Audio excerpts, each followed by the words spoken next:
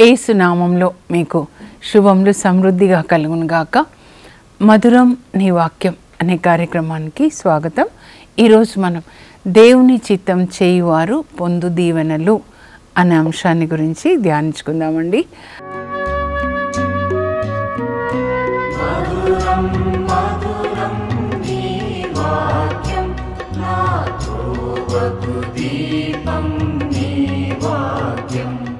ఈ అంశాన్ని గురించి ముత్తంగి మ్యాగజైన్లో చాలా సంవత్సరాల క్రితం నేను కొన్ని సిరీస్ లాగా రాయడం జరిగింది, ప్రభు ప్రేరణని బట్టి అన్నమాట. ఎందుకంటే ఎవరెవరు దేవుని చిత్తం చేస్తున్నారో వాళ్ళు అభివృద్ధిలోకి వస్తున్నారు, సొంత చిత్తం చేసేవాళ్ళు మరి నాశనం అయిపోతున్నారు అన్నమాట. అందువల్ల ఎంత ముఖ్యము మనం దేవుని చిత్తంలో నిలిచి ఉండుట. Being in the will of God is the safest life. దేవుని చిత్తంలో నిలిచి ఉండుట మనకు క్షేమకరమైన జీవితాన్ని ఇస్తుంది అన్నమాట. క్షేమం, యేసు ప్రభు యొక్క మందలో మనం ఉండడము క్షేమకరం. ఆ మందని దాటి మనం వెళ్తే మనకి ప్రమాదం. ట్రైన్ యాక్సిడెంట్ చూడండి, ప్రభు జ్ఞాపకం చేశారు. ఏం చెప్పాలి అంటే, రైల్వే ట్రాక్ మీద రైలు వెళ్తున్నప్పుడు ఇంకా ఒక్కటి ప్రక్కకి వెళ్ళిపోయింది. ఇంకా అలాగే తర్వాత అలా 2-3 ట్రైన్స్ ఇట్లా కొల్లాడ్ అయిపోయి ఎట్లా యాక్సిడెంట్ జరిగింది కదండి. అంటే అక్కడ పొరపాటు జరిగింది అనమాట. ఒక ట్రైను తప్పుదారిలోకి వెళ్ళిపోయింది, తర్వాత మిగతా వాళ్ళకి కూడా కష్టం అయిపోయింది అనమాట. మనము ఆ రోడ్డు మీద వెళ్తున్నా కూడా ప్రక్కకి వెళ్ళిపోతే చాలా ప్రమాదం. మళ్ళీ వెంటనే ఆ రోడ్డు మీదకి వచ్చేయాలన్నమాట. సంసోన్ని గురించి రాయబడి ఉంటుందండి. సంసోను ప్రక్కకు తొలగి అని ఉంటుంది. న్యాయాధిపతుల గ్రంథం 14వ అధ్యాయంలో మీరు చదివినట్లయితే, ప్రక్కకి తొలగి దారి ప్రక్కన ఏముందో చూద్దామని ప్రక్కకి తొలిగాడంట. నాజరీయుడు అనమాట ఆయన, అంటే ప్రత్యేకింపబడిన వాడు. నాజరేయ వ్రతాన్ని గురించి మనం ధ్యానించుకున్నాం. సంఖ్యాకాండం 6లో రాయబడి ఉంటుందన్నమాట. ఆ బిడ్డ దేవునికి ప్రత్యేకింపబడినవాడు, దేవునికి అర్పించబడిన బిడ్డ. దేవుని మహిమ కొరకే ఆ బిడ్డ జీవిస్తాడు. దేవుని నుంచి ఇన్స్ట్రక్షన్స్ తీసుకొని దేవుని కొరకు ప్రత్యేకించబడ్డామంటే మొదటి మాట ఏంటంటే, మీ దేవుడు పరిశుద్ధుడైనట్లే మీరును పరిశుద్ధులై ఉండండి. Be holy for your God is holy. ఇది మొదటి ఇన్స్ట్రక్షన్ అన్నమాట. 1 పేతురు 1:15లో ఉంటుంది. రోడ్ మీద వెళ్తూ ఉంటే స్పీడ్ ఇన్స్ట్రక్షన్స్ ఇస్తూ ఉంటారనమాట. ఈ రోడ్లో ఇంత స్పీడ్ అని. కొంచెం స్పీడ్ ఎక్సీడ్ అవుతే పోలీసులు వచ్చేస్తారండి వెంటనే. వాళ్ళు ఎక్కడ ఉంటారో తెలియదు అసలు. అందుకే వాళ్ళు చాలా జాగ్రత్తగా మళ్ళీ వెళ్ళేటప్పుడు కూడా రూట్ మ్యాప్ పెట్టుకొని ఎలా వెళ్తుంటారంటే సరిగ్గా వాళ్ళు తీసుకుంటారనమాట. ఇలా చాలా రోడ్స్ ఉంటాయి, ఎంత జాగ్రత్తగా వెళ్తారు. అప్పుడు నేను అనుకుంటానమ్మా, అంత జాగ్రత్తగా మీరు దేవుని ఇన్స్ట్రక్షన్స్ తీసుకొని పాటిస్తే పరలోకానికి వెళ్ళొచ్చు కదా. యేసు ప్రభు ఇన్స్ట్రక్షన్స్ ఇచ్చాడు. ఇందులో మనం పరలోకానికి వెళ్ళడానికి ఏ మార్గంలో నడవాలి అని. పాత నిబంధన నుంచి క్రొత్త నిబంధన వరకు 10 ఆజ్ఞలు 50 దేవుడు ఇస్తారు నిర్గమ 20లో. ఆ తర్వాత యేసు ప్రభు మత్తయి 5, 6, 7 అధ్యాయాల్లో ముఖ్యమైనవి అన్నమాట. ముందు మనం పరిశుద్ధంగా ఉండాలి. మనం ఈ లోకం నుంచి వేరు చేయబడ్డాం. అపోస్తల కార్యాలు 13:2లో మీరు చదివితే వాళ్ళు ప్రార్థన చేస్తూ ఉంటారనమాట. సిరియాలోని యాంటియోకియాలో అక్కడ ప్రవక్తలు ప్రార్థన చేస్తారు. ఉపవాస ప్రార్థన చేసినప్పుడు దేవుడు వాళ్ళతో మాట్లాడతారు. నేను నియమించిన పని కొరకు బర్నబాని, సౌలుని వేరు చేయండి, ప్రత్యేకించండి. దేవుడు మనల్ని ప్రత్యేకపరుచుకున్నారు. మనకి ముందుగా ఈ విషయం తెలియాలండి. ఈ లోకంలో చాలామంది ఉన్నారు, కానీ మనల్ని ఆయన ప్రత్యేకపరుచుకున్నారు ఆయనకి సాక్షులుగా ఉండడానికి. యేసు ప్రభు పునరుత్థానమై పరలోకానికి వెళ్ళేటప్పుడు చివరి మాట అపోస్తల కార్యాలు 1:8లో, పరిశుద్ధ ఆత్మ మీపైకి వచ్చినప్పుడు మీరు శక్తిని పొందుతారు, అప్పుడు మీరు నాకు సాక్షులుగా ఉంటారు. మనలోనికి పరిశుద్ధాత్మ వచ్చినప్పుడు యేసుప్రభు యొక్క పరిశుద్ధతకి, కరుణకి, నీతికి, న్యాయానికి, క్షమకి మనము సాక్షులుగా జీవిస్తాం. ఆయన మనలో జీవిస్తారు. మనము లోకానికి యేసుప్రభుని అందిస్తాం మన జీవితం ద్వారా. అందుకే మనం జీవించే జీవితము 5వ సువార్త అంటారనమాట. ఏది బోధించారో అది మనలో లోకం చూడాలి. అదే సువార్త. వాళ్ళు ఇంత నీతిగా, ఇంత పరిశుద్ధంగా ఉన్నారు మీరు అని వాళ్ళు యేసుప్రభుని అంగీకరించాలి అన్నమాట. ఓకేనా? ఇంకా ఇప్పుడు చూద్దామండి. దేవుని చిత్తం చేయువారు పొందు దీవెనలు. మనము దావీదు ప్రార్థన అండి, కీర్తన 40లో 8వ వచనంలో దావీదు ఏమంటాడంటే, తండ్రి నీ చిత్తం చేయట నాకు పరమానందం. ప్రభు అని పిలుస్తాడు. మనమైతే తండ్రి అని పిలుస్తాను నూతన నిబంధనలో. పాత నిబంధనలో ఉన్నటువంటి పునీతులందరూ కూడా వాళ్ళు దేవుణ్ణి ప్రభువా, యజమానుడా, ఆదోనై, యూదులందరూ కూడా అబ్రహం పిల్లలు ఆదోనై, అడోనాయ్, యజమానుడా, యావే అని రాస్తారు. కానీ పిలిచేటప్పుడు ఆదోనై, మనకు అది ట్రాన్స్లేషన్లో ప్రభువా అని తెలుగులో రాశారనమాట. ప్రభు నీ చిత్తము చేయుట నాకు పరమానందం. ఈ లోకంలో మీకు ఏదండి ఆనందాన్ని ఇచ్చేది? అప్పుడు మీరు ఎక్కడున్నారో చెప్పొచ్చు అనమాట. Satan puts us in Adam. సైతాన్ మనల్ని ఆదాంలో పెట్టేస్తారు. ఆదాం అంటే శరీరం, మట్టి అనమాట. అంటే శరీర వాంఛల కొరకు జీవించడం అనమాట. కానీ పరలోక తండ్రి మనల్ని నోవా ఓడలో, అంటే యేసుక్రీస్తు అనే ఓడలో పెట్టాడు. అప్పుడు మనం ఆత్మలో జీవిస్తామన్నమాట. శరీరంలో జీవిస్తున్నామా, మనము ఆత్మలో జీవిస్తున్నామా, అది చాలా ముఖ్యమైనది అన్నమాట. సో దావీదు నీ చిత్తం చేయట నాకు పరమానందం. ఏ విషయాలు మీకు ఆనందాన్ని ఇస్తున్నాయి? దాన్ని బట్టి మీరు దేవునిలో ఉన్నారా లేదా మరి సైతాన్ యొక్క అధికారం. ఆదాం యాడమిక్ నేచర్ అంటే సైతాన్ అధికారం అన్నమాట. శరీరం కొరకు ఏం తినాలి, త్రాగాలి, ఈ లోక వాంఛలు, నేత్రాశ, అవి అన్నమాట. కానీ దావీదు పరమానందము ఈ లోకంలో లేదండి. ఈ లోకంలో ఈ శరీరానికి ఏం తినాలి, లేకపోతే నేత్రాశ, జీవడంబము, దానిలో లేదు. దేవుని చిత్తం చేయుట నాకు పరమానందం. నీ చిత్తం చేయుట నాకు పరమానందము. నీ ధర్మశాస్త్రము నా ఎదలో నిలిచి ఉన్నది. ఇది, ఈ మాట మీరు చెప్పగలగాలండి. మీ ఆనందము ఇందులో ఉండకూడదు, ఇందులో ఉండకూడదు. ఒక సెల్ ఫోన్ కొనుక్కుంటే, లేకపోతే ఒక ల్యాండ్ కొనుక్కుంటే అంటే అప్పుడు ఆదాంలో ఉన్నారు. కార్నల్ క్రిస్టియన్స్ అంటారనమాట. ఆత్మలో జన్మించలేదు. ఈ లోకాన్ని ప్రేమించే వాళ్ళు ఆత్మలో జన్మించలేదు. వాళ్ళలో పరిశుద్ధ ఆత్మ ఉండరు. పరిశుద్ధ ఆత్మను ఎవరు పొందుతారో వాళ్ళు ఈ లోకాన్ని ప్రేమించరు, దేవుణ్ణి ప్రేమిస్తారు, ఆయన కొరకే జీవిస్తారు, ఆయన కొరకే వాళ్ళ ప్రాణాలని కూడా అర్పిస్తారు, అపోస్తులాగా, పునీతులాగా అన్నమాట. ఇంకా ఒక్కొక్కటి చూద్దామండి. కొంచెం కొంచెంగా నేను చెప్తాను. దేవుని చిత్తం చేసినప్పుడు ఎలాంటి దీవెనలు వస్తాయి. లూకా సువార్త 5వ అధ్యాయం నాకు చాలా ఇష్టమైందండి. నేను అక్కడ వెళ్ళి చూసినప్పుడు కూడా అలాగే అనుకున్నాను. గలిలియా సరస్సు, ఉదయాన్నే మమ్మల్ని తీసుకెళ్లారు అక్కడ. అక్కడ యేసు ప్రభు అలా నడుస్తున్నారు. అక్కడ పేతురు, అంద్రియా వలలు బాగు చేసుకుంటున్నారు అనమాట. రాత్రంతా చేపలు పట్టారు. ఉదయాన్నే వేకువజామున వాళ్ళకి ఇంకా చేపలు దొరకలేదు ఆ రోజు రాత్రంతా కూడా. అప్పుడు యేసు ప్రభు గలిలియా సరస్సు తీరమున నడుచుచు అక్కడ 2 పడవల్ని చూశారు. అందులో ఒకటి సిమోను పేతురు పడవ అన్నమాట. సిమోను పడవ.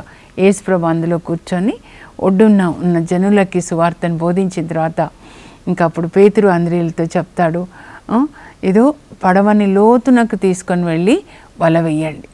పేతురు అంటాడు, రాత్రంతా మేము వలలు వేసాం, చేపలు పట్టాం, ఏం దొరకలేదు ప్రభా, అయినను నీ మాట మీద వల వేస్తాం. చూడండి పేతురు యొక్క విధేయత అన్నమాట. అప్పుడు వాళ్ళు వల వేస్తారు, వల చిరిగినన్ని చేపలు అన్నమాట. అప్పుడు ఆ వలని లాగలేక ప్రక్కన వలలో ఉంటారు కదా జబదాయి కుమారులు యోహాను, యాకోబు, వాళ్ళని వచ్చి హెల్ప్ చేయండి అని అడిగితే వాళ్ళు వస్తారు. 4 పట్టి అప్పుడు లాగుతారనమాట ఆ వల.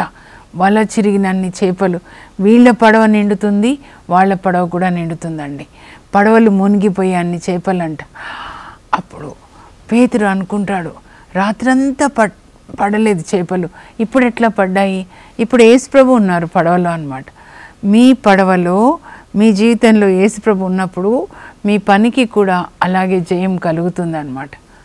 ఏం నడవట్లేదంటే, మా వ్యాపారం నడవట్లేదు, కొంతమంది ఫోన్లు చేస్తారు, ఏం నడవట్లేదంటే నేను లోపల అనుకుంటాను అన్నమాట, మీ జీవితంలో యేసుప్రభు లేరు. అందువల్లనే ఆయనను పిలవండి, అంటే వాక్యాన్ని చదివి పాటించండి. అప్పుడు యేసుక్రీస్తు ఉన్నప్పుడు వల చిరిగే అన్ని చేపలు, మీ పడవ నిండుతుంది, మీ పక్కింటి వాళ్ళ పడవ కూడా నిండుతుంది అన్నమాట.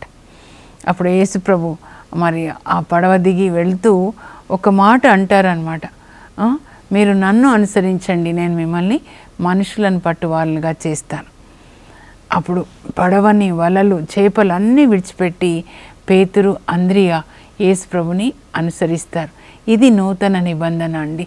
అంటే రోజు మా పడవలో ఉండు ప్రభా, మా పడవలో కూర్చొని మీరు వాక్యం బోధించండి, అప్పుడు మీరు చెప్పినట్లుగా మేము వల వేస్తాము, రోజు మాకు చాలా చేపలు దొరుకుతాయి, అప్పుడు అవి అమ్ముకుంటే చాలా డబ్బు వచ్చేస్తుంది అని. అది పాత నిబంధన అన్నమాట.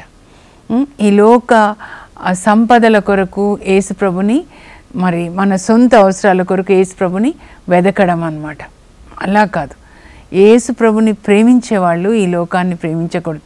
1 యోహాను 2:15-17 వరకు మీరు చదవండి. ఇది కరెక్ట్ సువార్త అన్నమాట. మీరు ఈ లోకాన్ని కానీ లోకంలో ఉన్న దేన్ని ప్రేమించద్దు. శరీర వాంఛలు, నేత్ర ఆశ, జీవపు డంబము అవి తండ్రి నుంచి వచ్చేవి కాదు, అవి సైతాన్ నుంచి వచ్చేవి అన్నమాట. అది లోకానికి సంబంధించిన జీవితం అన్నమాట. కానీ పరలోక రాజ్యానికి సంబంధించింది ఏంటంటే, దేవుని చిత్తం చేసేవాళ్ళు నిత్య జీవం, నిత్యము జీవిస్తారు అని రాస్తాడనమాట.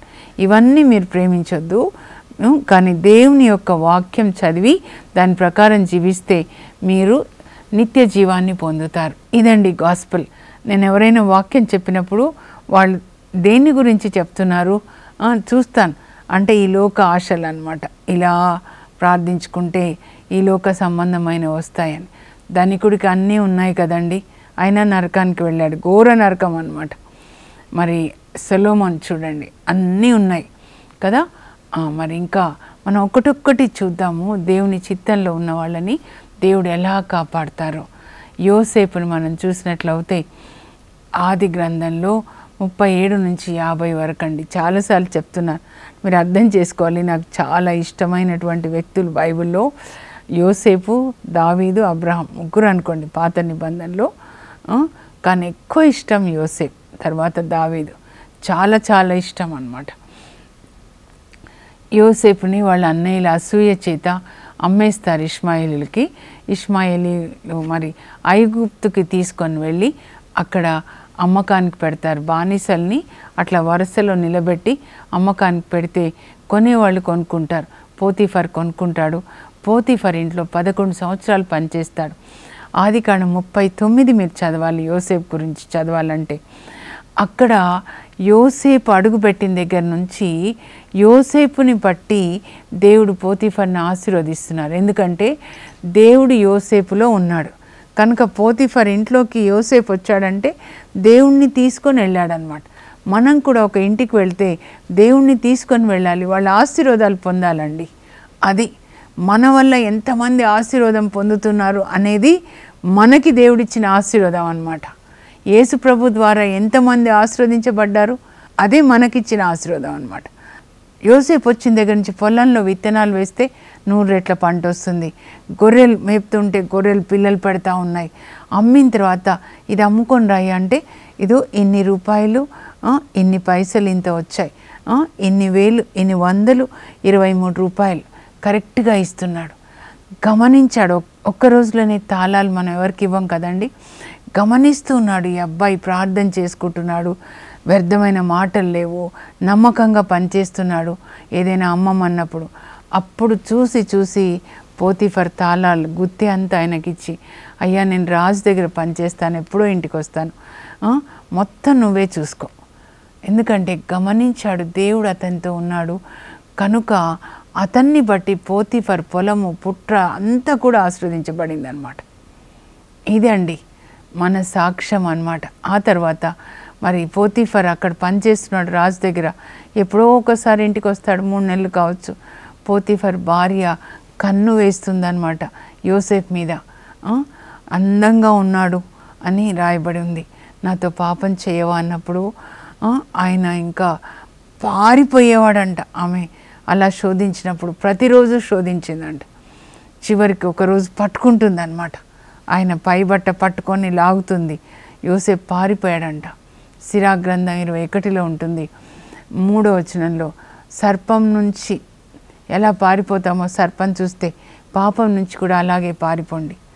అమ్మా ఇది భగవద్ద్రోహం కాదా తల్లి అమ్మా అని అంటాడనమాట.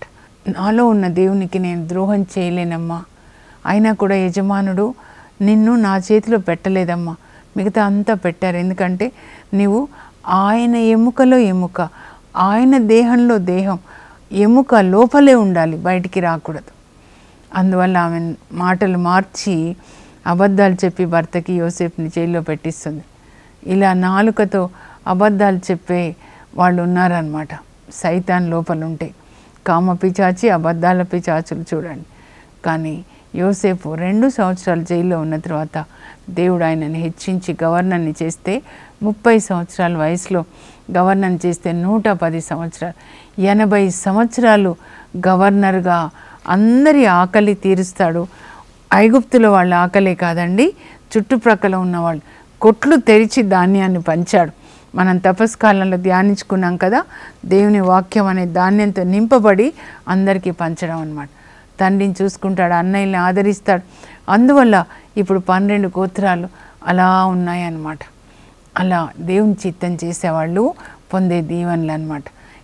ఎలీషాని చూద్దామండి. If you are in the will of God, God's angels will protect you, God will provide all your needs అన్నమాట. ఏషియా 33, 15, 16 వచనాలు మెల్లగా చదవండి. ప్రభు నాకు కూడా చెప్తాను, మెల్లగా చెప్పు, అది వాళ్ళ ఇక్కడికి వెళ్ళాలి అని.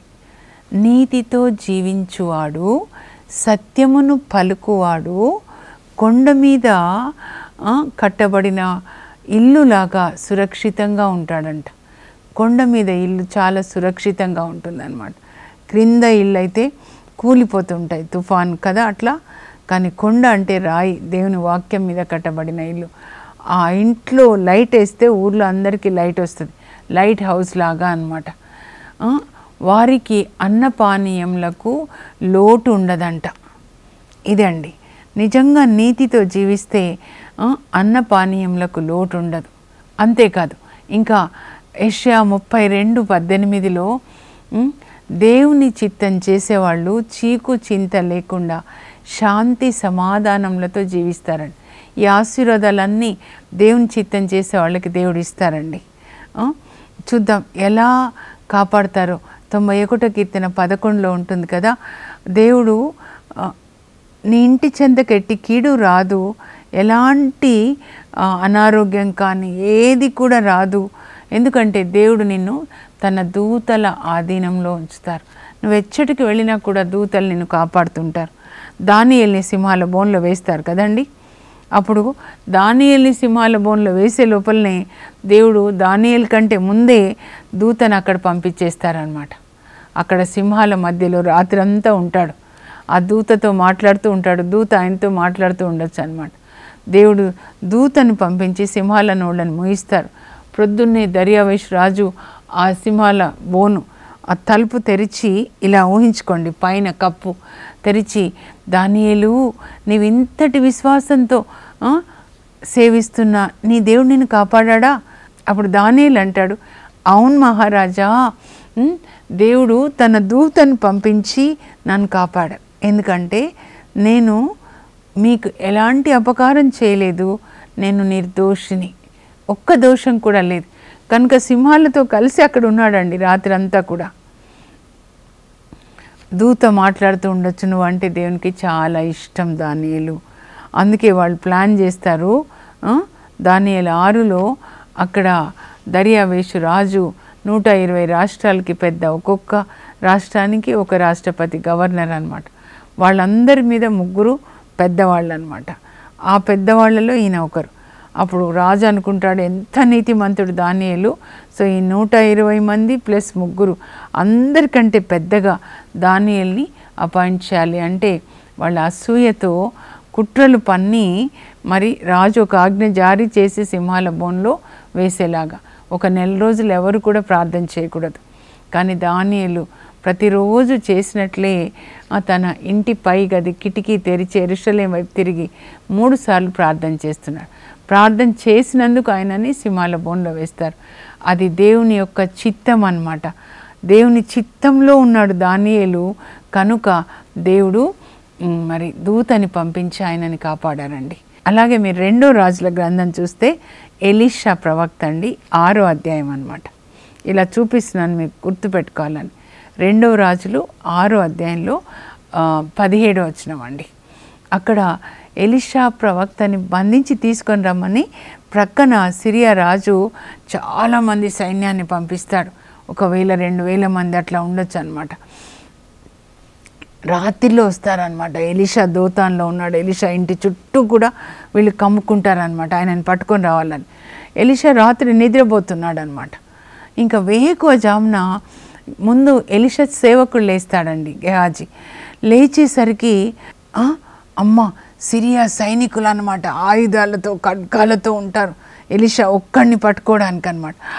అయ్యా గురుగారు లేవండి లేవండి, కొంప మునిగిందంటే ఏంటి ఏంటి ఏం జరిగింది గెహాజీ అంటే, చూడండి ఎంతమంది వచ్చారు సిరియా సైన్యం మనల్ని పట్టుకోవడానికి.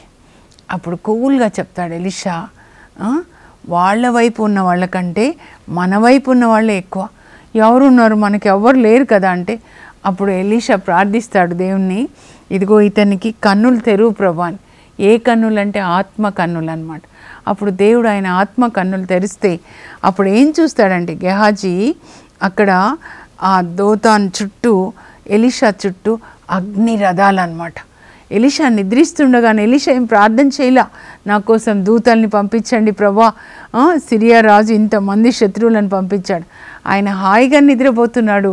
నిద్రపోతుండగానే పరలోకం నుంచి దేవుని కన్నులు నీతిమంతుల మీద ఉంటాయన్నమాట.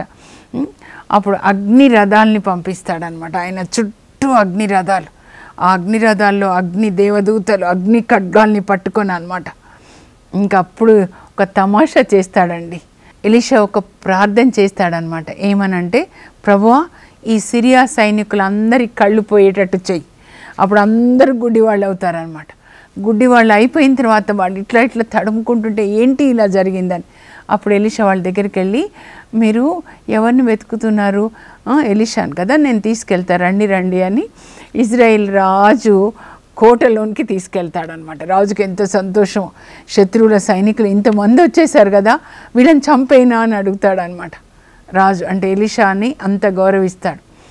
వద్దయ్యా, యుద్ధంలో ఖడ్గంతో నువ్వు గెలిచినా సరే శత్రువులని చంపొద్దు. మంచితనం చూడండి, దేవుని మంచితనం ఎలీషాలో. వద్దు, వాళ్ళు పాపం చాలా దూరం ఈ సిరియా నుంచి ఇక్కడికి వచ్చారు కదా, వాళ్ళకి భోజనాలు పెట్టి మంచిగా పంపించు అని చెప్తాడనమాట. అయితే అక్కడికి పోయిన తర్వాత, రాజు కోటకు పోయిన తర్వాత, ప్రభా వీళ్ళకి మళ్ళీ కళ్ళు ఇవ్వు అని అంటాడు. అనగానే అందరికీ మళ్ళీ కళ్ళు వచ్చేస్తాయన్నమాట. పెద్ద అద్భుతం అండి ఇది. అప్పుడు వాళ్ళు కళ్ళు వచ్చిన తర్వాత ఎలీషా ప్రవక్త మాట్లాడుతున్నాడు రాజుతో. రాజు కూడా ఎలీషా ప్రవక్తని ఆయన మరి ఎలీషా ప్రవక్త గారు, గురువు గారు అని అంటుంటే అప్పుడు వాళ్ళకి తెలిసిపోతుంది ఈయన ఎలీషా ప్రవక్త అని. వీళ్ళని చంపొద్దు, భోజనం పెట్టి పంపించండి అంటే వాళ్ళలో హృదయ పరివర్తన వస్తుందండి. మేము ఆయనను పట్టుకొని తీసుకొని వెళ్ళడానికి, బంధించి తీసుకెళ్ళడానికి వస్తే ఈయన ఎంత మంచి వ్యక్తి అని వాళ్ళు ఆ దండం పెట్టి ఉంటారు, వందనాలు చెప్పి ఉంటారు, భోజనాలు పెట్టి మంచిగా పంపించు అని చెప్తే వాళ్ళు వెళ్ళి రిపోర్ట్ ఇచ్చి ఉంటారు, అయ్యా ఎంత దేవుడయ్యా ఆయన అని చెప్పుంటారు అనమాట. ఇంకా అట్లానే మనం ఏలియా ప్రవక్తని అంటే ఎలీషా వాళ్ళ గురువు గారిని 1వ రాజులు 17లో చూస్తే ఆయన అహబ్రాస్తో సవాల్ చేస్తాడు, దేవుని మాటగా చెప్తాడు, నేను ఆజ్ఞాపించిననే తప్ప ఈ దేశంలో కొంతకాలం వాన కానీ మంచు కానీ కురియదు అని సవాల్ చేస్తాడనమాట. అలాగే వర్షాలు రావు, అందరికీ కరువు అండి. కానీ దేవుడు పరలోకం నుంచి ఆయనకి భోజనాన్ని పంపిస్తాడు. కాకుల ద్వారా ఉదయ సాయంకాలాలు మాంసము అన్నము పంపించాడంట. 1 రాజులు 17:6 ఉంటుంది.